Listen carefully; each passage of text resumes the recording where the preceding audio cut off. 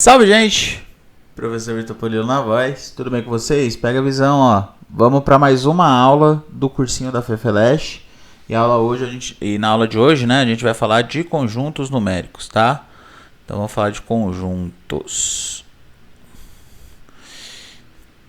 A gente vai falar de algumas coisas. A aula de hoje não é tão longa não, viu, gente? A gente vai falar de algumas coisinhas de conjuntos numéricos, tá?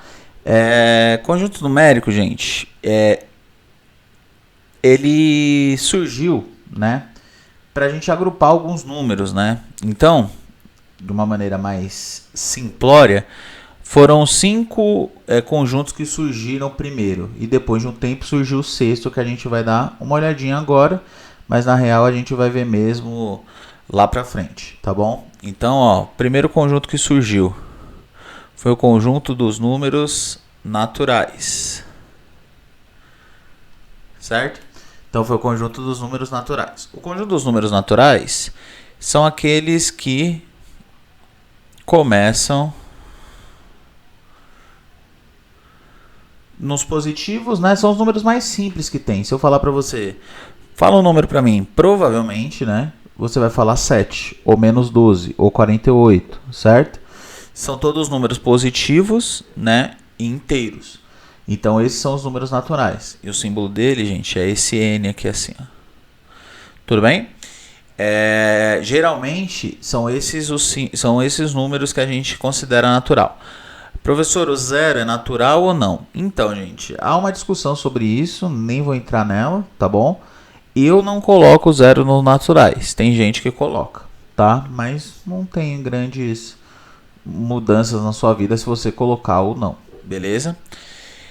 E aí, para a gente conferir se os números eram suficientes para aquela época, né? Pensa que só existia esses números, né? Então, a soma dava certo, né? 3 mais 2 igual a 5. 3 é natural, 2 é natural, 5 é natural. 3 vezes 2 também dá 6, né? 3 é natural, 2 é natural e 6 é natural. Então, até aí, tudo bem, funcionava legal. Mas, e quando a gente tinha 2 menos 3? 2 menos 3, aí hoje você fala, professor, isso aí dá menos 1. Sim, né? Hoje a gente sabe que dá menos 1, mas nem sempre foi assim, certo? Então, se não existia o número menos 1, né? Não existia número negativo. Então, essa conta aqui a gente ainda não sabia fazer de maneira satisfatória. Então, foi descoberto ou criado, né, o segundo número aí, o segundo conjunto numérico, são os números inteiros. E aí, os números inteiros, eles são naquele pique, tá bom, gente? Os números inteiros são os negativos e os positivos, o zero e os positivos, certo? Tudo bem? E vai embora, né? Reticências para cá e reticências para cá. Tudo bem? Então, menos 38, mais 497, menos 1 milhão. Esses números são inteiros. E aqui você já percebe que não é porque o número é natural que ele não é inteiro. Entende? Todo número natural é inteiro, mas nem todo número inteiro é natural. Então, prestar atenção nisso. Beleza? E aí, fomos fazer as operações de novo, todas funcionaram, menos essa aqui, ó. 3 dividido por 2, por exemplo. Professor, isso aí eu sei. 3 dividido por 2 dá 1,5, 1,5. Verdade. 3 dividido por 2 dá 1,5. Mas não existia, né? Só existia número inteiro, positivo e negativo. Então não existia 1,5. Então ficou essa lacuna aqui. E aí depois foram descobertos os números racionais, ou criados, né?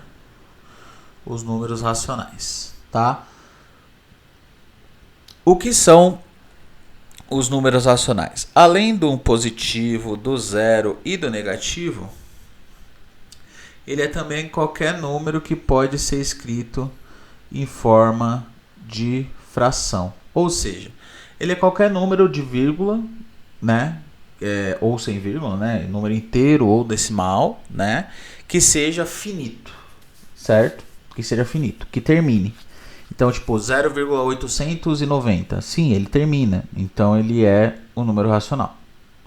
E, além disso, as dízimas periódicas. Porque, por exemplo, 0,7777 e assim sucessivamente é igual a 7 sobre 9. Então, coloca aí na sua calculadora, pode colocar, tá bom? Se quiser pausar agora para fazer isso com mais calma, pode pausar. Mas coloca isso na calculadora. Coloca 7 dividido por 9 na sua calculadora. Você vai ver que vai dar 0,777777. Tudo bem? Talvez termine com 8, né? Porque a sua calculadora não tem como mostrar que é infinito. Mas isso aqui é uma dízima periódica que a gente consegue escrever em forma de fração. Então, todos os números que a gente conseguir escrever em forma de fração são racionais. São os inteiros, o zero, os inteiros, né? Com o zero, inteiros positivos e negativos. As frações, qualquer uma. O número com vírgula finito, né? Qualquer um também. E as dízimas periódicas. Tudo bem, gente? Ah, professor, então acabou, assim, porque todos os números que eu consigo pensar são esses. Eu não consigo pensar em nenhum número além desse. Então, teria acabado. Mas as 4 operações mais básicas foram feitas com sucesso, né? Mas tem uma operação que a gente ainda não viu, que é essa aqui, ó. A raiz, quando a raiz de um número, né, que não é exata, né? Por exemplo, a raiz de 4 é 2, beleza. Mas a raiz de 7 não é exata, entende? Então, começamos por aí, né? E a raiz de 7, gente, ela dá tipo 2,5, se eu não me engano, e assim sucessivamente, vai embora. Só que você não consegue escrever em forma de fração, por quê? Porque você não consegue saber que número é esse, né? Por exemplo, o número π é o número 3,14. Deixa eu colocar o conjunto antes para você não confundir. Então, a dúvida que a gente teve é essa, certo? Para fazer do mesmo jeitinho. A dúvida que a gente teve é essa. Aí o conjunto 4 é o conjunto dos irracionais.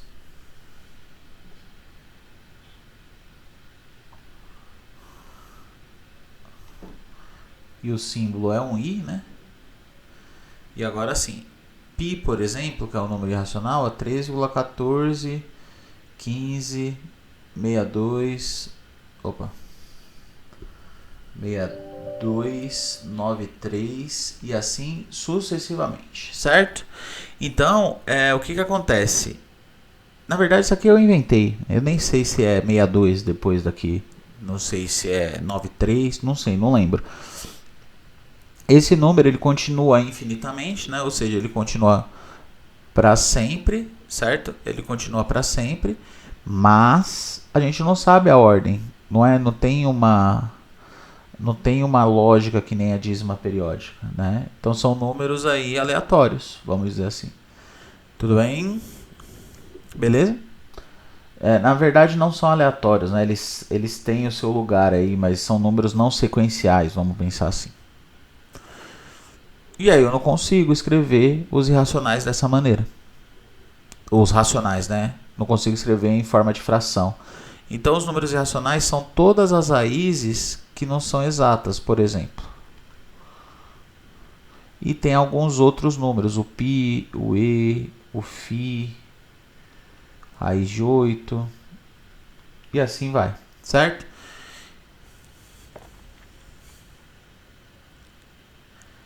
Nossa, professor, que loucura, eu pensei que tinha parado ali. Na real tinha, né? Mas aí a gente tem que ir aperfeiçoando as coisinhas. Tudo bem, gente? E aí veio o 5.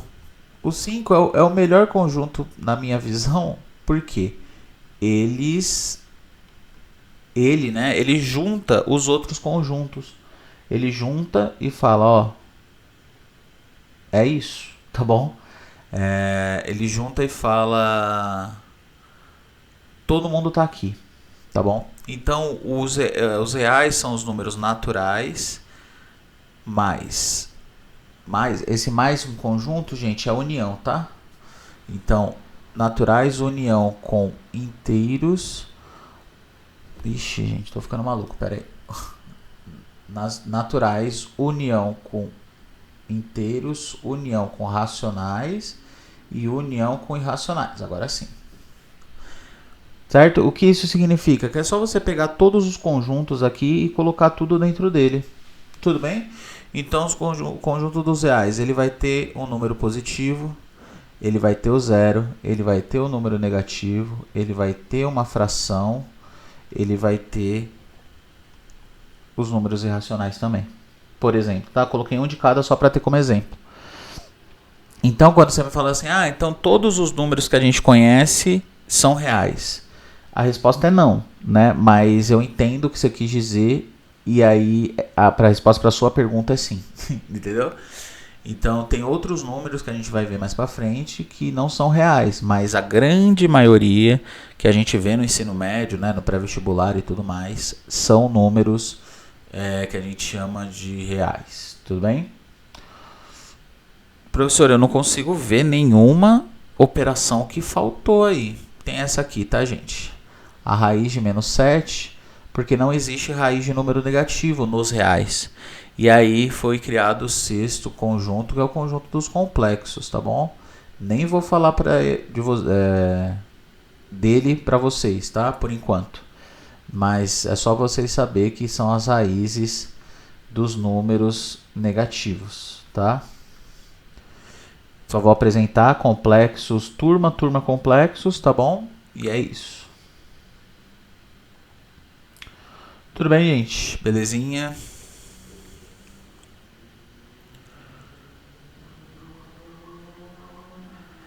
Então é isso. Então, gente, eu vou fazer um pouco diferente a aula de hoje por conta de tempo também e de eu querer separar melhor as coisas, tá? Então eu vou separar em duas partes. Eu vou subir essa aula agora já no YouTube lá, eu vou colocar o link no Classroom já agora. E aí a segunda parte a gente vai falar de conjunto finito, tá bom? Esses são os conjuntos infinitos, a gente vai falar de conjuntos finitos, tudo bem? Então já vou subir essa partezinha agora lá e depois eu vou acrescentando a parte 2 e a parte 3, beleza? Então é isso, gente, daqui a pouco a gente volta aí. Muito obrigado por ver esse vídeo e daqui a pouco tem mais aula, tá? Esse não é o único vídeo de aula. Tchau, gente, beijos.